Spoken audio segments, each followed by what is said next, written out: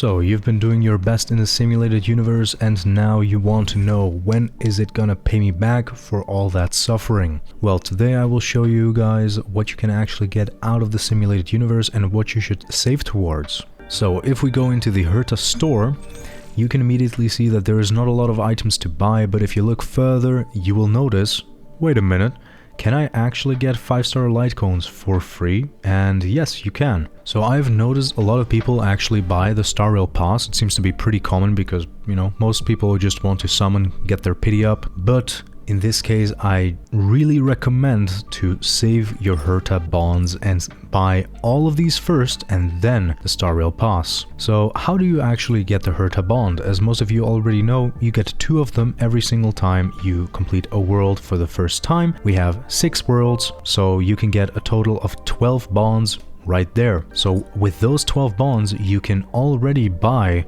one of these light cones. Now that's not all. Besides being able to buy the light cones, you can actually also max superimpose them with this item right here. You have a limit of 12, which is exactly how many all 3 of them need, meaning that you can get all of them to max superimpose for free. Now, how do you get the additional Herta Bonds? You get them from the weekly mission right here. You get 1 of them every single week, so you should definitely make sure to complete this mission and get the Herta Bond. Besides that, the Tracks of Destiny is also a very nice one to have for your traces. So you've finally saved up enough Herta Bonds, but now is the question, which one are we buying? Now this is a pretty difficult one, to be honest, and it really depends on, you know, what your team is made of. But I will run you guys through all of them and, you know, how useful they actually are in the current situation. So first we need to establish something. Are these free 5-star Lightcones actually an equivalent to gacha 5-star Lightcones? Well, straight away I'll just say not really. Of course they're for free, so they are making sure that they're not actually as good as the ones that you have to pay for. So if we, for example, look at the On the Fall of an Aeon, if we max level it, you will see it has an attack of 529. Well above 500, that is a very nice amount. Most 4 stars will have between 4 and 500, but then you also have 4 stars like this one that have the same amount of attack. Now, you can notice that this one does have a little bit less HP. This one has, you know, above 1,000, and it also has way more defense. So all in all, they are definitely between 4 and 5 stars comfortably, meaning that as a free reward, this is pretty big, honestly, for any free-to-play players. So let's actually go over the passives of each Lightcone and see how they actually fare against the other Lightcones in their class. So let's start with the On the Fall of an Aeon. Now, of course, because you can max refine it for free, I'll just put it at level 5, makes it easier. Whenever the wearer attacks, their attack is increased by 16% in this battle, up to 4 times. When the wearer inflicts weakness break on enemies, the wearer's damage increases by 24% for 2 turns. So right away, those are pretty big values. You know, 16% times 4, we have 64% attack up, which is pretty big. Like that is pretty big. The second part is a bit finicky because of this line right here. When the wearer inflicts weakness break on enemies, meaning that if an ally of yours inflicts the weakness break, you know, the character that has this light cone is not getting this buff.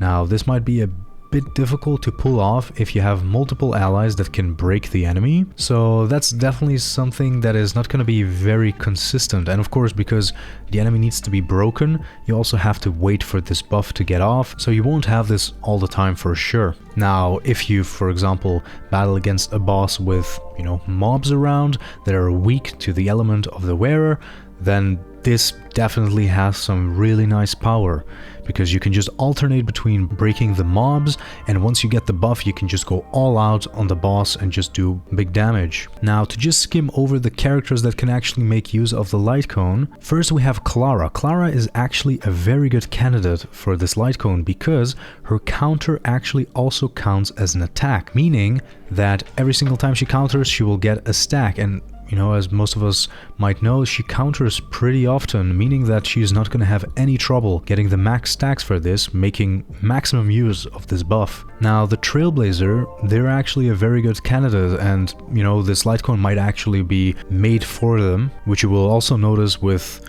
the other Lightcones. They're actually made for the starter characters, March 7th, Downhang, and the Trailblazer. So the main character has decent speed, so they're not going to have any trouble getting the stacks for the attack buff, and they're also pretty good at braking, so they are going to have this buff pretty often. Arlen, I would say, you know, decent. He definitely has no trouble getting the stacks because he has above average speed. Now, he is not really made for weakness breaking, but you know, every single character in the game can weakness break, so at some point he will get the buff. But compared to other Lightcones in the class, I would say there are better options for Arlen, because Arlen is all about being on low HP, and there are some Lightcones that actually give you some HP back. Now, for example, this one is a very nice Lightcone. Nowhere to Run increases the wearer's attack by 24%. Whenever the wearer defeats an enemy, they will restore HP based on their attack. You know, with the risky gameplay of Arlen, you could maybe go for this one and have a better time with just managing his HP, but of course, if you want to make him more of a glass cannon, then this one definitely becomes a very nice option. And then we go over to Hook. Now, Hook is going to have a bit more difficulty. She has that low speed, and you know, compared to Clara that has the counters to get those stacks, Hook doesn't really have anything like that. She's really based on burning, so maybe this is not the best option for her. Now let's go on to the next one, Cruising in the Stellar Sea, the Hunt one. So once again, nice base stats, and the passive reads increases the wearer's crit rate by 16%. And increases their crit rate against enemies with HP less or equal to 50% by an additional 16%. When the wearer defeats an enemy, their attack is increased by 40% for 2 turns. Now, once again, those are some fat values, of course, because we can max impose the weapon, but is it really the best option for you? Now, straight away, I have to say that this is an incredible one, and might be the one that is chosen most often by people, especially people that have just summoned for Sele. So straight away you just get 16% crit rate right there, and you get an additional 16% when the enemy is below 50% HP. Now this does mean that you're not going to have this always, but if you think about it like this, at the beginning of the battle, you know, you're still starting out, you know, you're getting all the buffs slowly, you're getting your ultimates slowly, and then once you have your ultimates, once you have all of your buffs lined up so you can do like a giant nuke with your Hunt character, there is, you know, a decent chance that the enemy might already be below 50% HP. And at that point, that extra 16% crit rate ensures that that nuke is actually going to crit. So this is, you know, conditional, so you're not going to have it all the time, but I do think you will get it when it counts, especially if you want to, you know, take care of the enemy and just end the battle as fast as possible. Now we have the last part. When the wearer defeats an enemy, their attack is increased by 40%. Now this one is another conditional, but it does fit the Hunt pretty well. As we already know, the Hunt buffs are really centered around finishing off your characters and then getting, like, you know, free turns or buffs. And if you, for example, give this to Sele, you know, Sele being all about, you know, finishing off enemies, getting that free extra turn, it's like a match made in heaven, especially if you consider the fact that she has that passive that when she finishes off enemies, she gets that extra turn, and that extra turn will be buffed. Now, if you stack this attack increase on top of that, that's basically a nuke in itself, every single time you trigger it. So, who does it actually work on? Well, this is a pretty easy one. It works on every single Hunt character.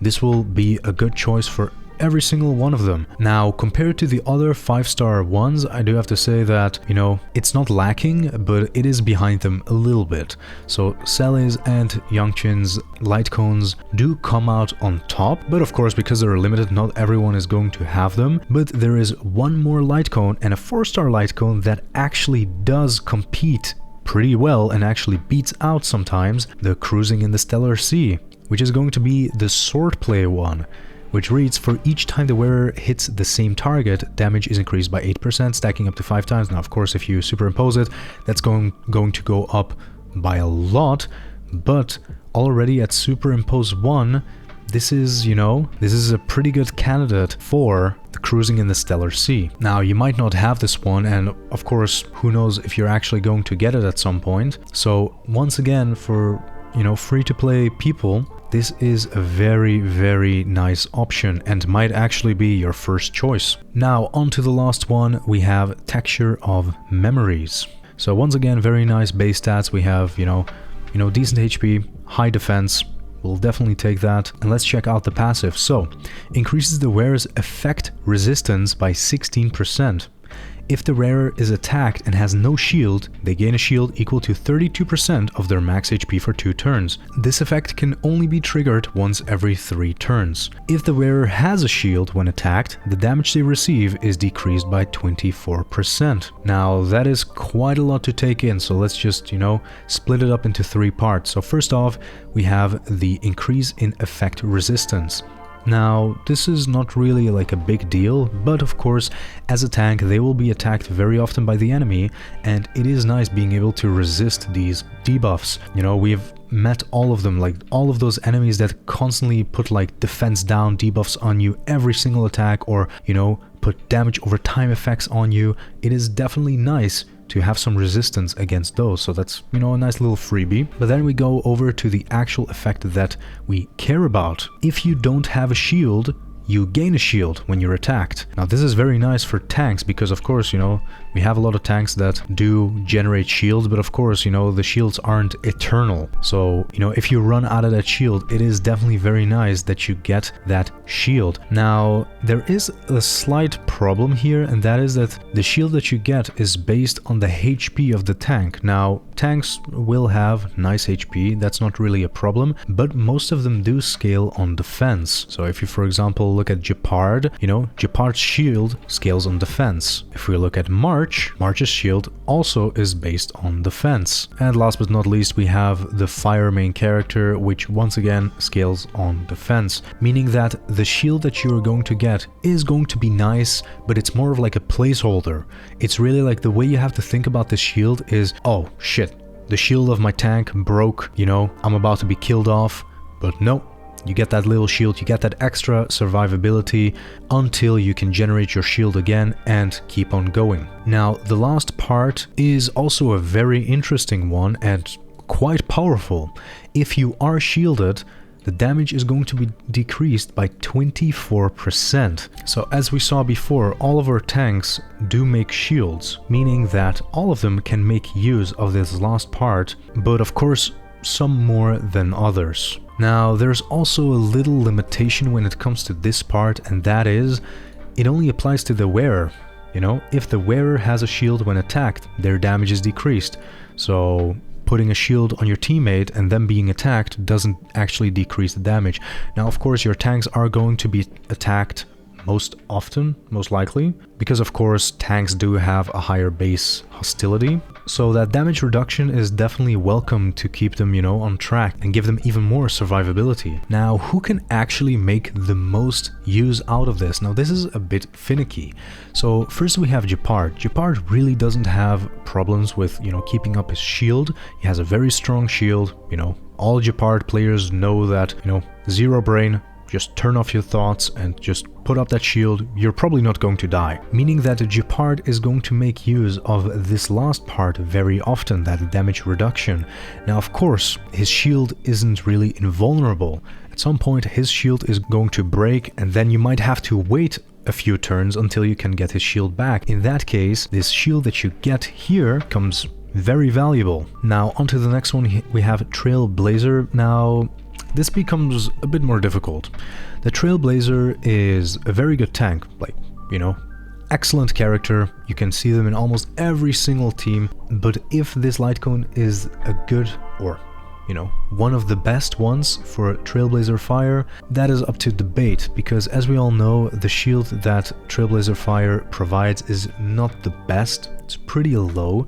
But that is where the synergy of this Lightcone really starts to shine, because, you know, you might think, okay, the Trailblazer Fire, their shield isn't that strong, so you might not be able to make use of this part very often, you know, when they are shielded, you know, damage reduction. But you know, that's where the shield there comes into play, because the shield of the Trailblazer Fire is inevitably going to break, meaning that you're gonna proc this shield, and then because you're shielded by this shield, you get this damage reduction bonus. So in that sense, I do think that this Lightcone adds a lot of survivability to the Fire MC, but then you do start thinking, are there better options? Because there are some, like for example, this one is very nice. It increases the defense, and you know, Fire MC shield is based on defense, and it also gives damage resistance to all allies 8%. You know, it really depends on the situation. It really depends on also like how often the character is going to be hit. But because of course the Trailblazer Fire has a taunt, they're gonna be hit very often, and that's why I think the Lightcone is a pretty good fit. Now on to the last one, March 7th. You know, it does seem like it's kind of made for her, and I do think that, you know, this Lightcone can definitely show its power with March 7th. So, if we think about how March 7th shield works, she puts a shield on one teammate. Now it's always the question, okay, do I put it on someone else? Do I put it on March 7th? And in my opinion, the Lightcone actually makes this question way easier, because this Lightcone will give the wearer a shield. You will be more comfortable in just giving the shield to someone else other than March 7th. When March 7th is actually attacked, she will get a shield for herself, meaning that now 2 allies are shielded March 7th and the one you put, you know, her skill shield on. So this is definitely something that you can play around with, and you know, I do think that this does increase the usefulness of March 7th way more, because if we think back, a very nice little thing of hers is after a shielded ally is attacked by an enemy, she will counter, meaning that if only one ally is shielded, then that ally needs to be attacked for her to, you know, get off the counter. But with this Lightcone, because you can shield 2 allies now, it means that the chance of countering is increased considerably. So if I had to make a top 3, how would I rank them? So I think this is a pretty easy choice. I think the best one you can pick is the Hunt one, because it's so universal, it will work on any Hunt character. I also just think, you know, even in the future, any Hunt character can make use of it. It basically just gives you crit rate and attack, you know, the DPS ones, all of that, so that is very nice. Now for the second place, I think I'll have to go with Texture of Memories. Now if you look at the passive, some people might think, I don't know about this, it doesn't seem that useful, it's only on the wearer. But if you for example put it on a character like Fire MC, they can definitely make a good use of it, because they have that taunt, they're going to attract all of the enemy's attacks, and they will constantly proc that shield and get that damage reduction. Plus the effect resistance is also just nice to have, because, you know, it makes sure that your tank doesn't die as fast to debuffs and stuff like that.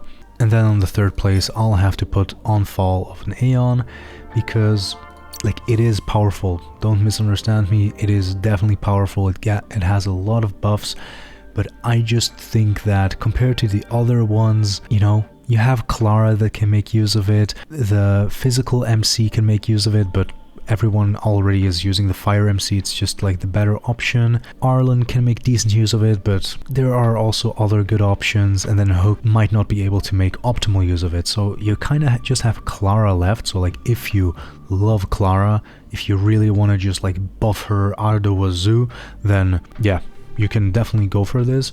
But if you just want to go for like a safe option that you can use on many characters, then the other 2 are definitely better choices, with, you know, the Hunt one easily being the number 1. So there you go, that is going to be all of the Lightcones. Now of course, you know, I didn't go like super deep into it, I didn't like make calculations, etc. I mostly like making these things for just like the general users, you know, it's nice for all of us to have like a general idea of what, you know, Lightcones can do, on what characters they can be good on, and on which ones they are a bit less good on. So I hope that I gave you guys some extra information. I hope that you guys are a bit more confident in being able to choose which one you're gonna pick. And that's gonna be about it. Thank you guys for coming out and watching the video, and I'll see you guys in the next one. Bye bye.